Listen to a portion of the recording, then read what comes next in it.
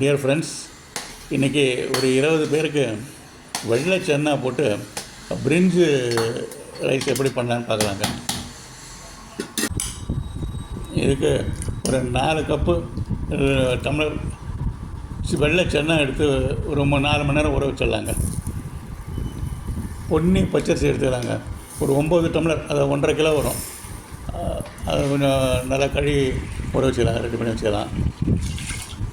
9 டம்ளருக்கு 2 மடங்கு தண்ணி ஊற்றிக்கலாங்க. 18 டம்ளர் தண்ணி ஊற்றிட்டு அதை அப்படியே அடுப்பில் வச்சு கொஞ்சம் அரை வேக்காட்டில் எடுத்துக்கலாங்க. அரை வேக்காட்டில் வேக வச்சு எடுத்துக்கலாம்.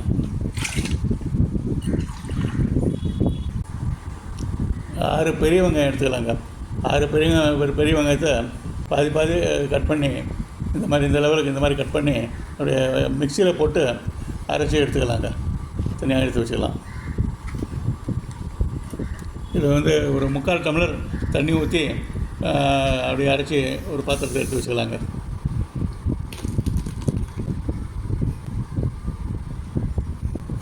இது மீடியம் தக்காளி ஒரு 8 தக்காளி எடுத்துக்கலாங்க.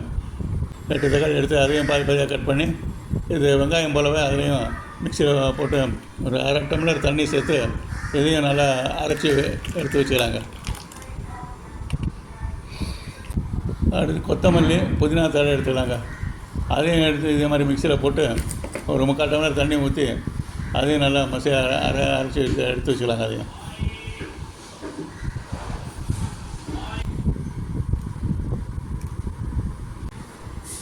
இஞ்சி பூண்டு ரெண்டையும் சின்ன பீஸாக கட் பண்ணி வச்சுக்கலாங்க.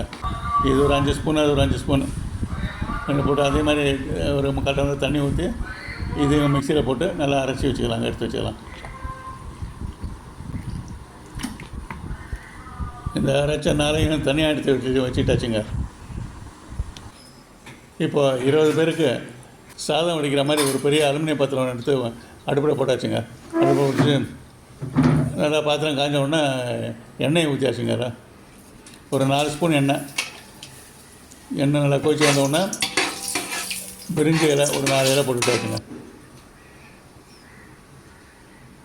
அப்புறம் பட்டை, லவங்கம், ஏலக்காய் ஒரு 4 பட்டை, ஒரு 10 ஏலக்காய், 10 லவங்கம் போட்டு வறுத்துக்கலாங்க. அதையே நல்லா தாளித்த உடனேங்க வெங்காயம், அரைச்சி வச்ச வெங்காயத்தை அதில் ஊற்றி கலந்துக்கலாங்க. அடுத்து ஒரு 12 பச்சை மிளகாய் குறுக்கால் அறுத்தது, பிறகு இஞ்சி பூண்டு அரைச்சி வச்சதுங்க, அதையும் சேர்த்துக்கலாம்.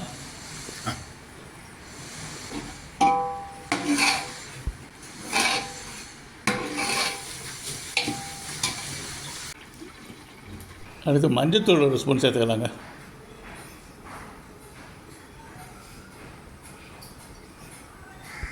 அடுத்து ஒரு உப்பு 3 ஸ்பூன் பெரிய ஸ்பூன் சேர்த்துக்கலாங்க. அது அப்புறம் கடைசியில் டேஸ்ட் பார்த்துட்டு அதுக்கு தகுந்த மாதிரி அட்ஜஸ்ட் பண்ணிக்கலாம். அது இப்போ அந்த அலுமினிய பாத்திரத்தை அப்புறம் மூடியை போட்டு வச்சு நல்லா கொதிக்க விடலாங்க. அப்பப்போ கலந்து விட்டு நல்லா கொதிக்க விடலாங்க. நல்லா கொதித்து பச்சை வாசனை போன உடனே எல்லாம் நல்லா வெந்த உடனே அதை வடித்து வச்ச சாதத்தை, அரை வேக்காடு வடித்து வச்ச சாதத்தை அதில் கலந்துக்கலாங்க. அதில் போட்டு அப்படியே கலந்துக்கலாம். நல்லா கலந்து விட்டுக்கலாம். அடிப்படையில் கடைசி வரைக்கும் மேல் வரைக்கும் போட்டு கரண்டியை போட்டு நல்லா கலந்து விட்டுக்கலாம். சாதம் எந்த அளவுக்கு வெந்திருக்குன்னு கொஞ்சம் பார்த்துக்கலாம், செக் பண்ணிக்கலாங்க. ஒரு 2 சாதம் எடுத்து வாயில் பல்லில் போட்டு கடிச்சு பார்த்தா தெரியுங்க எந்த அளவுக்கு வந்துருக்கு. அதுக்கு தகுந்த மாதிரி நம்ம தண்ணி சேர்த்துக்கலாம். அதில் கொஞ்சம் தண்ணி ஊற்றி வேக வச்சுக்கலாம். இது அப்படியே நல்லா தண்ணி ஊற்றி நல்லா கலந்து வச்சுட்டுங்க, மூடி போட்டு அடுப்பை சிம்மில் வச்சுட்டு ஒரு 2 நிமிஷம் 3 நிமிஷம் கழித்து இதை திறந்து பார்த்து திருப்பி கலந்து விட்டுறாங்க.